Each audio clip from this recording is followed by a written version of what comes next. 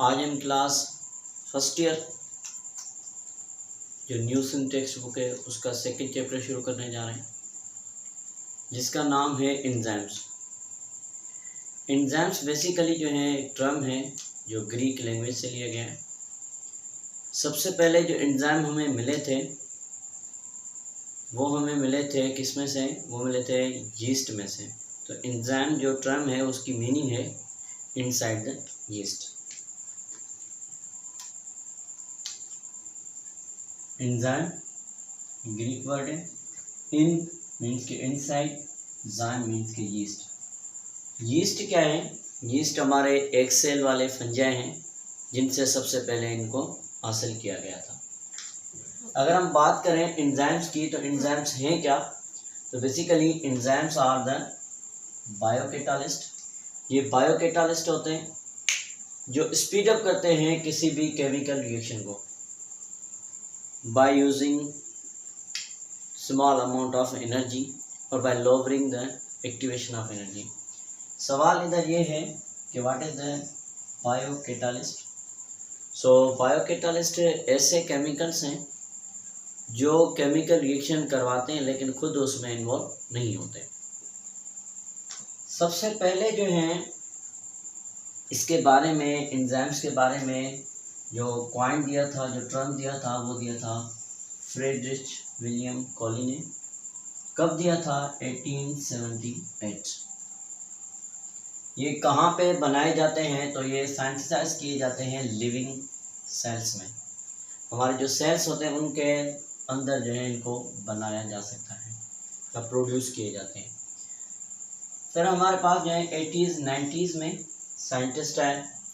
एक का नाम था थॉमस सेक और दूसरे का नाम था सिडनी एल्टमैन।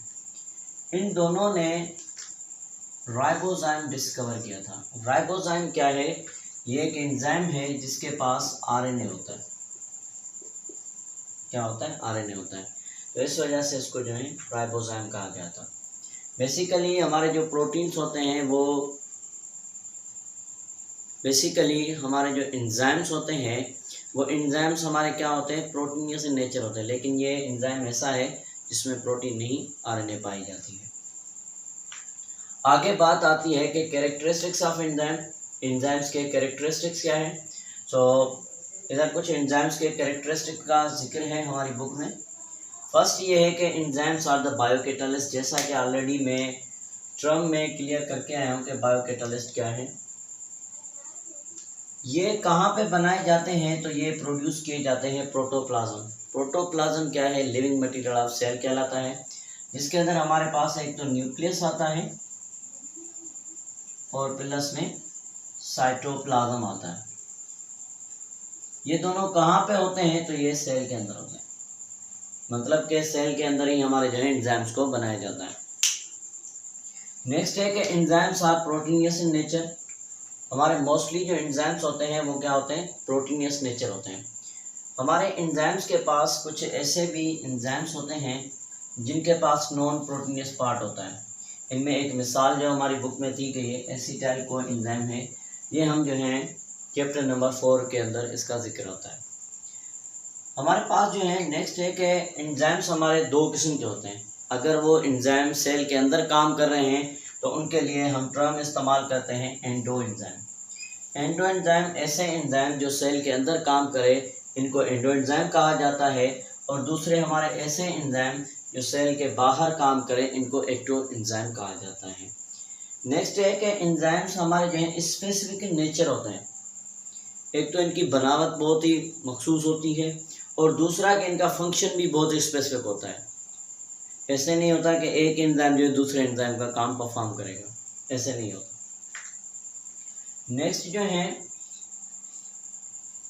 कि हमारे जो एंजाइम्स होते हैं उनकी जो साइज होती है, एंजाइम की जो साइज होती है अपने सबस्ट्रेट से बहुत ही ज़्यादा होती है, बड़ी होती है। अब सबस्ट्रेट क्या है?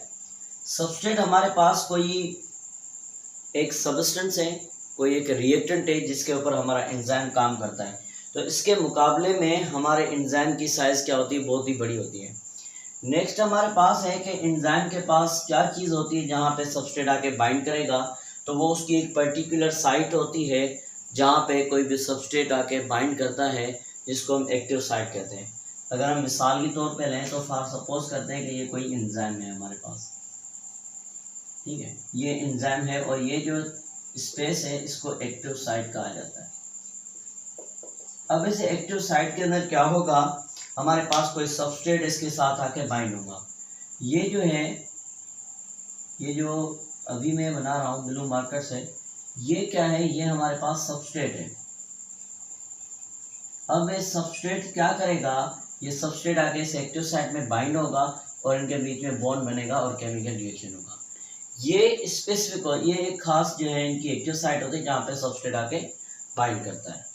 अच्छा, नेक्स्ट हमारे पास आता है कि एंजाइम्स की जो है, एंजाइम्स को किसी भी रिएक्शन के लिए एक्सीलरेट किया जा सकता है, उसकी स्पीड बढ़ाई जा सकती है। और वो स्पीड बढ़ाने के लिए हमारे पास जो चीज़ें होती हैं या जो केमिकल्स होते हैं या कुछ हमारे पास सब्सटेंसेस होते हैं, आयंस होते हैं, उनको कहा जाता है एक्टिवेटर्स। और एक्टिवेटर्स हमारे पास आयंस होते हैं या साल्ट होते हैं, जैसे कि हमारे पास मैग्नीज है, मैग्नीशियम है, क्लोरीन है। ये क्या है, ये हमारे जो है कहलाते हैं एक्टिवेटर्स। ये क्या करेंगे, एंजाइम्स की एक्टिविटी को इन्हेंस करेंगे, तेज़ करेंगे। नेक्स्ट हमारे पास आता है कि एंजाइम्स को एक्टिविटी को अगर तेज़ करवाया जा रहा है तो उसको कम भी करवा सकते हैं। किसकी मदद से, बाय इनहिबिटर्स। और इनहिबिटर्स हमारे क्या होते हैं, एक्स जो आपका जो सबस्ट्रेट होता है उसका अमाउंट ज़्यादा हो जाए या हमारी जो है पीएच में चेंज आ जाए, तो इसकी वजह से भी ये जो है हमारे जो है एंजाइम्स काम करना स्लो कर सकते हैं। हमारे एंजाइम्स क्या होते हैं, सेंसिटिव होते हैं पीएच से।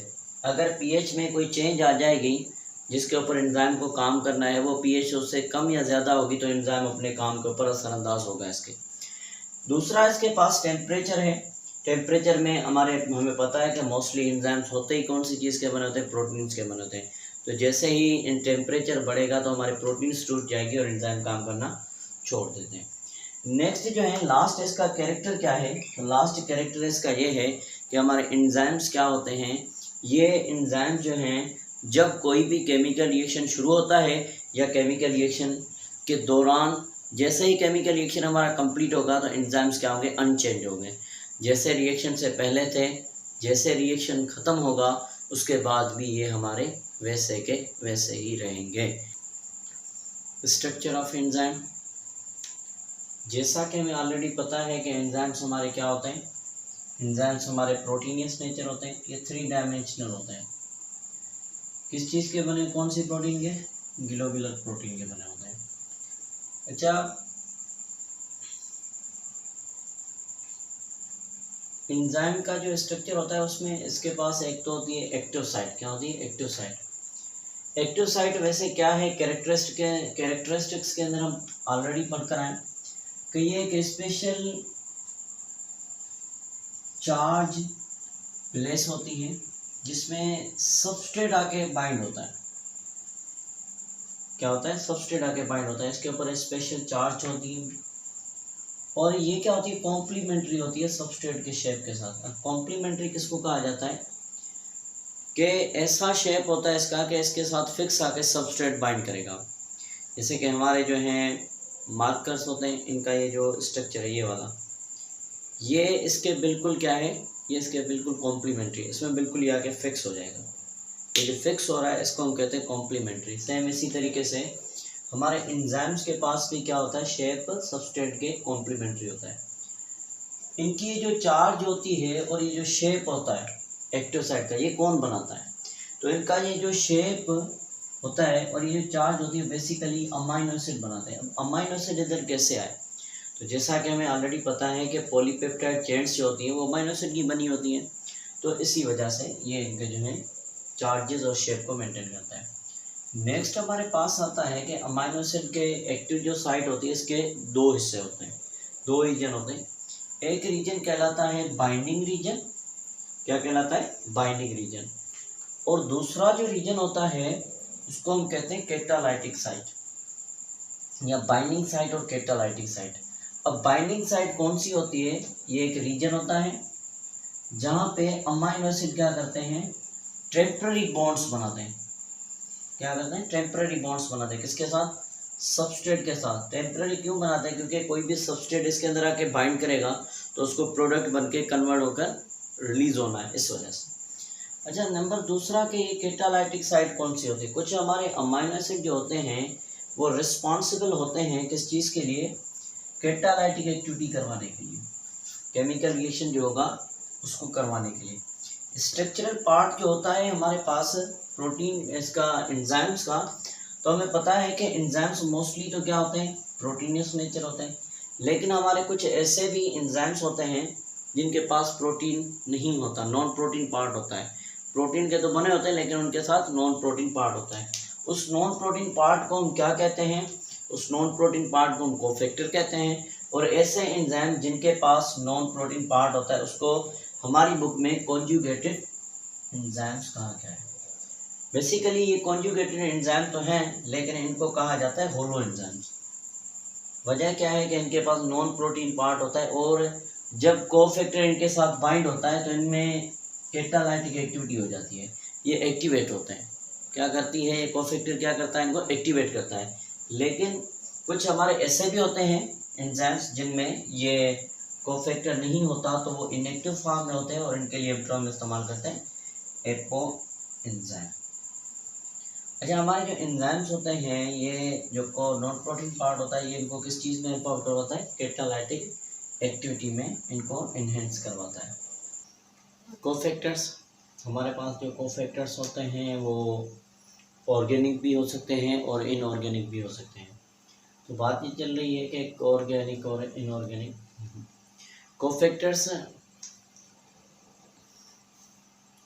कोफैक्टर्स हमारे पास ऑर्गेनिक भी हो सकते हैं और इनऑर्गेनिक भी हो सकते हैं। तो कोफैक्टर्स हमारे करवाते क्या हैं? तो हमें ऑलरेडी पता है कि कोफैक्टर्स क्या करते हैं? एंजाइम की एक्टिविटी को इनहेंस कराते हैं या एंजाइम्स को एक्टिवेट करने में मदद करते हैं। हमारे पास दो किस्म के होते हैं, या तो ऑर्गेनिक होते हैं या तो इनऑर्गेनिक होते हैं। इनऑर्गेनिक कोफैक्टर्स वो होते हैं जो डिफरेंट हमारे मेटालिक आयंस होते हैं, जैसे कि आयरन है, कॉपर है, जिंक है। ठीक है, ये हमारे जो है डिटेचेबल होते हैं, मतलब कि ये जब एंजाइम एक्टिव करने जाएगा, काम कोई करने जाएगा, सबस्ट्रेट इसके साथ कोई बाइंड होने वाला होगा तो ये कोफैक्टर इनके साथ बाइंड हो जाएंगे और जैसे रिएक्शन कंप्लीट होगा तो ये इससे अलग हो जाएंगे। तो इनको कहा जाता है एक्टिवेटर्स। क्या कहा जाता है? एक्टिवेटर्स। मिसाल इधर जो है, इसका मिसाल हमारी बुक में तो नहीं है। तो ये हमारे पास जो है ग्लूकोज है और एटीपी है। इधर एक हमारा एंजाइम काम करता है जिसको कहा जाता है हेक्सोकाइनेज। हेक्सोकाइनेज के साथ इधर हमारे पास मैग्नीशियम आ गया और ये क्या करता है? ये इसको हेक्सोकाइनेज को कन्वर्ट करता है इसमें ग्लूकोज 6 फॉस्फेट में, और इधर जो है एडीपी में रिड्यूस होता है। ठीक है, एटीपी एडीपी में रिड्यूस हो जाएगा। अब आगे जो है हमारे पास ऑर्गेनिक कोफैक्टर्स। ऑर्गेनिक कोफैक्टर्स हमारे पास दो होते हैं, या तो कोएंजाइम होते हैं या तो हमारे पास प्रोस्थेटिक होते हैं। अब कोएंजाइम हमारे क्या हैं? बेसिकली कोएंजाइम्स डेरिवेटिव्स होते हैं विटामिन के, जैसे NAD है, FAD है, NAD और FAD। अच्छा, ये क्या होते हैं? ये भी डिटेचेबल होते हैं हमारे इनऑर्गेनिक की तरह। इनमें हमारे पास जो मिसाल है, एक है हमारे पास जिसको हम कहते हैं इथाइल अल्कोहल। इथाइल अल्कोहल को जो है एक हमारे पास एंजाइम है जिसको हम कहते हैं अल्कोहल डीहाइड्रोजिनेज। अल्कोहल डीहाइड्रोजिनेज क्या करवाता है? ये NAD है, ठीक है, इसके साथ NAD आ जाता है। NAD क्या है हमारे पास? ऑर्गेनिक कोफैक्टर का कोएंजाइम है। अच्छा, क्या होगा कि ये जो अल्कोहल था इसको रिड्यूस कर देगा किसमें? एसिटाइल डीहाइड में, और जो NAD था वो हमारा रिड्यूस हो जाता है NADH2 में। ठीक है, और दूसरी जो हमारे जो पास है कोफैक्टर उसको हम कहते हैं प्रोस्थेटिक। प्रोस्थेटिक क्या होता है? ये कोवलेंटली बॉन्ड होते हैं और ये हमारे पार्ट ऑफ एंजाइम के साथ क्या होते हैं? परमानेंटली बाइंड हो जाते हैं। जब परमानेंटली अटैच हो जाते हैं तो ये आफ्टर द केमिकल रिएक्शन ये डिटैच नहीं होते, अलग नहीं होते। इनमें मिसाल है हमारे पास पायरोफाइन, ये अटैच होता है किसके? साइटोक्रोम के साथ। अच्छा, ये जो मैंने कोफैक्टर वाली जो बात कही कि इसको जो है रिमूव करना, ये ऐड हो जाता है फिर रिमूव हो जाता है, ये हमारे पास एक एंजाइम है, ये इसकी एक्टिव साइट है और ये हमारे पास सबस्ट्रेट है। अब जैसे ही एंजाइम के साथ ये सबस्ट्रेट बाइंड होने वाले होंगे तो ये कोफैक्टर क्या करेंगे, इनके साथ बाइंड हो जाएंगे और इनको एक्टिवेट कर देंगे। जैसे रिएक्शन कंप्लीट होगा तो ये सबस्ट्रेट से ये जो है एक्टिव साइट से अलग हो जाएंगे या इनके एंजाइम से अलग हो जाएंगे। तो इधर हमारा जो है आज का एंजाइम का पहला टॉपिक कंप्लीट होता है लेक्चर, जिसमें हमने कैरेक्टरिस्टिक्स पढ़े और स्ट्रक्चर ऑफ एंजाइम पढ़ा। तो इंशाल्लाह मिलते हैं नेक्स्ट लेक्चर में। सी यू।